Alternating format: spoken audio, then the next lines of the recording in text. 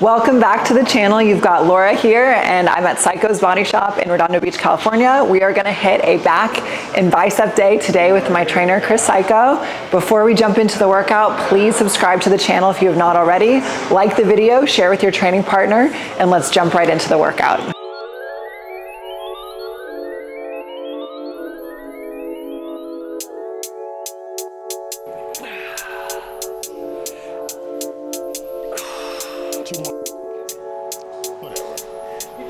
Do you want to explain what the exercise is for, Chris? Okay, so we're doing a lat pull, and we're arching the back, and I'm trying to get our elbows down and get the hands down to the top of the sternum. Mostly what everybody do lat pull downs, they work the posterior delt, the upper latissimus dorsi, and the the teres muscle. So to actually get the lower lats, you really gotta fight to do that. So you gotta get those hands away from the body and come down below the chest, under the top of the sternum. Stretch. 2 more, keep chest up.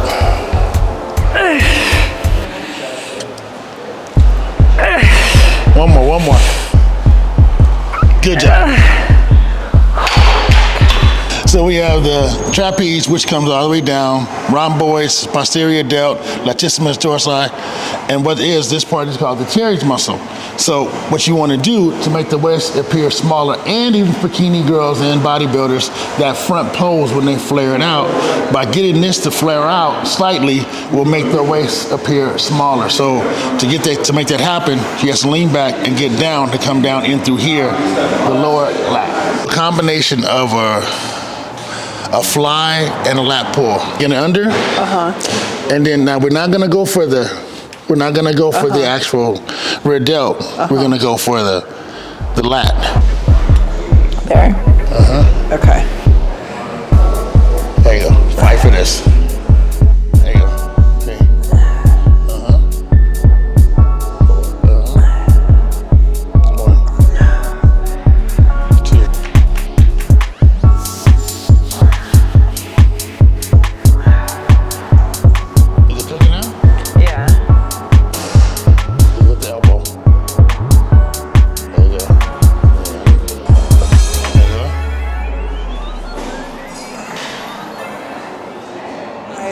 Was kind of like a modified rear delt fly, but Chris had me do it in a way where we're also focusing on my back, not just the rear delt itself. So this was definitely very challenging. You're focusing on leading with the elbow, which is a really good cue for all back exercises. So this one definitely very challenging. You're gonna be focusing more on your upper back, upper lats, rear delt, rhomboids, all those things. Let's get into it and we'll see what's next. Okay, so this exercise is gonna be a single arm row, and to continue to target the lower lats, you wanna really think about driving with your elbow and keeping the elbow low so you can feel that squeeze engagement all the way down. So I'm kind of sitting to the side to pull with one arm, making sure that I'm not bending in my wrist, and just driving with the elbow to squeeze, and we're probably gonna work our way up, do a few sets of these.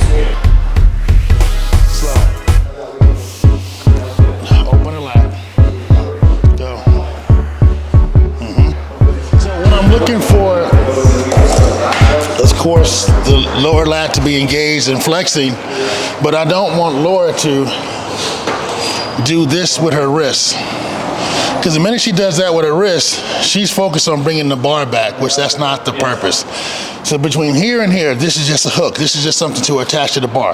The focus should be on the elbow and a straight arm and wrist. That way, I know she's focusing on the contraction here. Once she does that, she's just trying to get the bar back. Let's go. Here we go. 1, there you go. Open. 2, squeeze. The lat is already flexed, so we're trying to go down here. So she's gonna go pull straight across, trying to keep the forearm and the wrist straight, pulling here, flexing the lower part of the lat right here. Good.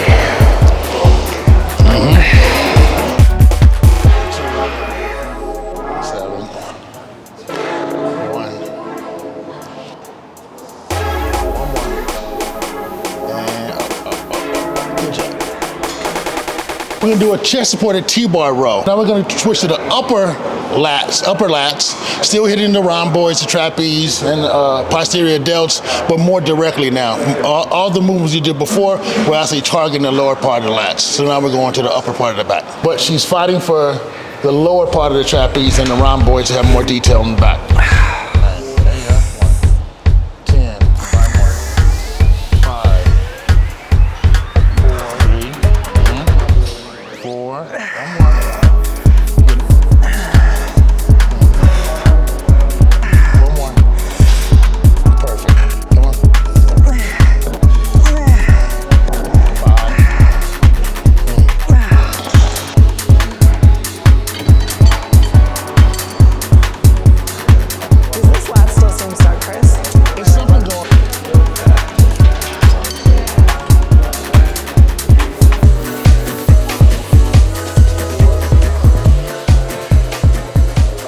So we're doing cable bicep curls.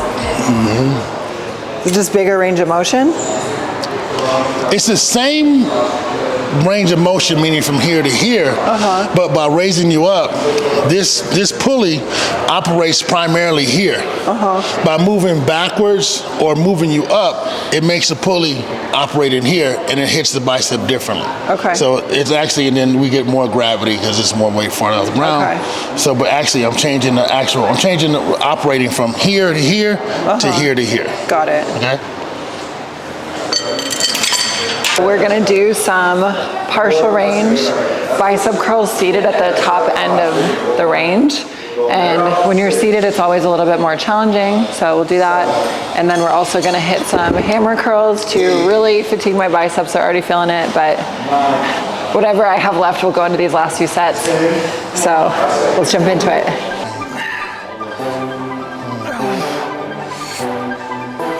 Freaking juice. I'm like, nah.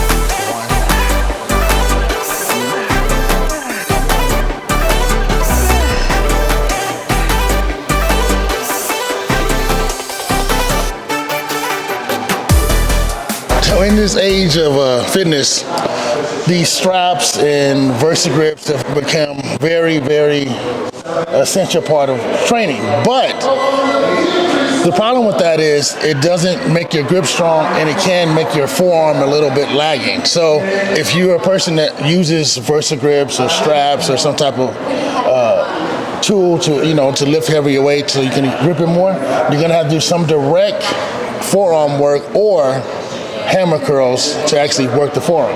So what the hammer curl does, it works the lower part of the bicep and the upper part of the forearm to get that nice and toned. I'm gonna have jacked forearms, is what you're saying. No, you need a little something. You can't have that bicep, then it just goes down to nothing. You have to have some type of lead in, so you like a little something.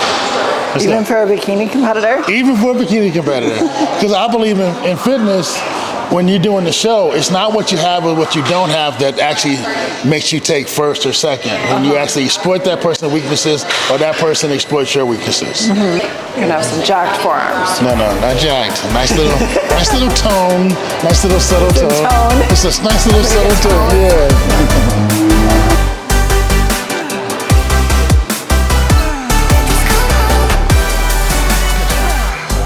That is it for the workout. Today was a great back and bicep session. I definitely had really good connection, feel very fatigued.